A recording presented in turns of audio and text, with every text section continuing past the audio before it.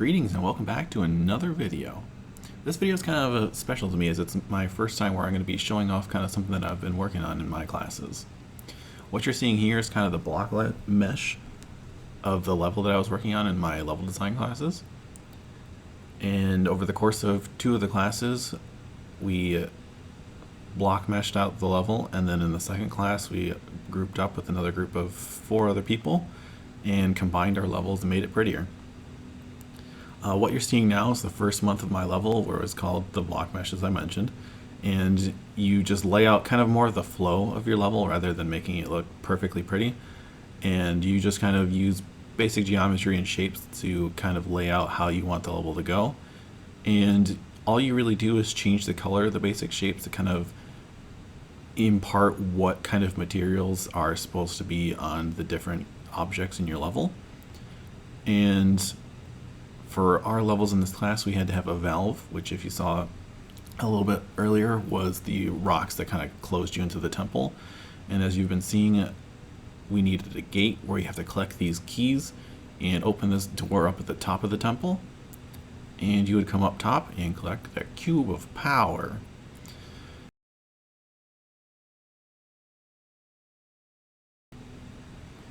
I had a lot of fun in this class, and when I was first doing this as a single player level, you'll see I have this guy climbing up this mountain, and my original idea was to create a little helicopter escape up at the top here. They didn't originally tell us that we were going to, the next class is when we were going to be combining it with other people. So I have this huge level kind of entrapped in this little valley here. And you come up to the top and you see this helicopter.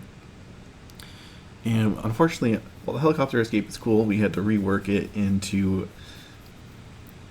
another way to make it into a teammates level, and that was my block mesh. And in the second class, this is kind of what it turned into.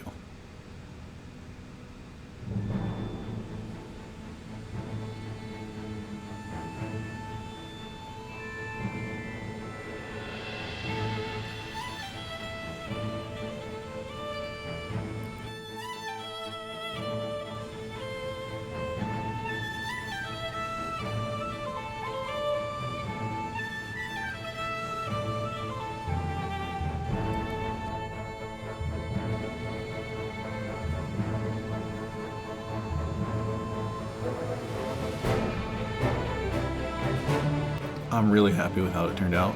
You can kind of see the change that had to be made up at the top of the mountain. The mountaintop was one of the most difficult parts of the level that I got feedback from during playtests with fellow classmates, so I kind of made it a little bit easier instead of just pure ledges, kind of like a ramp that would go around, more of a hill kind of thing than a mountain. And to get to the next player's level, you had to go into the little corner, which you'll see later. Now you got to see the little breadcrumbs of the rocks going across the river, stairs and the rocks pointing up to the entrance of the tunnel. Rocks will fall, closing off the player, and I really liked how this turned out. I kind of created this pool of blood using the material for water, but I changed it into kind of the red color. And tried to have a lot of leading lines that point you down here so you can make sure that you find the next key. Again, I really like how the blood turned out. It might not be perfect, but for the tools I had and the knowledge I've had, I think it looks really nice. Following it back up, going through the platforming of the level, you got these shapes pointing around to get you up to the top. Grab onto the ledge. This chandelier here actually turned out to be one of the harder parts of the level as well. I tried to make it a nice flat chandelier with another little hopping point so you can get up to the next part of the level as easy as possible. Then you grab the last key, and I added some leading lines with the vines to make it, I think the vines look really nice and leading up to the top of the temple. The little shapes are supposed to be uneven bricks that allow you to climb up to the top. And again, grab the cube of power.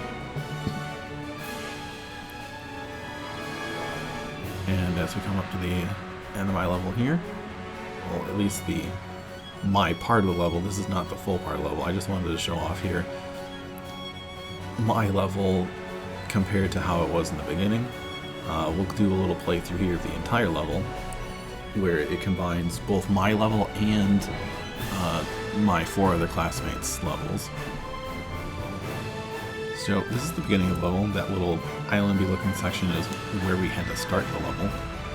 And I've been learning a lot through going through these classes. Kind of the one thing that keeps getting reinforced in all these classes that I keep seeing time and time again is that making video games is an unbelievably difficult task, and after every class I find myself wondering how any game is ever made. There's just so much work and effort that goes into making a video game, and this is what you're watching here is going to be just a singular level. And this singular level combined with, it was 5 classmates who each put in a month in their block mesh and then a month in the combining of the levels. So overall, this humble little level took 10 months to make in people time. And it's not like you have the shape and the flow of the level, but there's so much more polish that could be done. The art assets were not even made specifically for our level. We were just using free or cheap resources on the Unreal Marketplace. There's so much more work that could be done. You can see in the top left that we couldn't figure out how to get the lighting to work. When I originally looked into that, I saw that you just have to build the lighting and then it would kind of fix, and I did that in my block mesh and it worked. But when we were getting these lighting errors in our combined level, I tried to do the same thing and it did not fix the problem. So there's just a lot of learning to be done around the lighting of the levels. There's art that needs to be done, and then we're just essentially just doing the flow and how the level plays. And so all I ask after learning all this for the non-game design viewers that will most likely be watching is, all I ask is that be kind to the devs of the game that you play. They want to make the game as good as possible, but creating video games is a Herculean task that requires a lot of time and money, and I know the devs of your favorite game want to fix the mistakes and errors, but they either don't have enough time or money to fix the problems. So just when you get frustrated with your favorite game, just think about the person making the game for a second and understand that it's probably not their fault. They were probably restricted from some other angle rather than blatantly not trying to fix the problems in your favorite game. But that's kind of most of what I wanted to talk about. I'll kind of let the rest of the video play out so you can see the entirety of the level, and hope you enjoy the video. Thanks for watching, and stay toasty.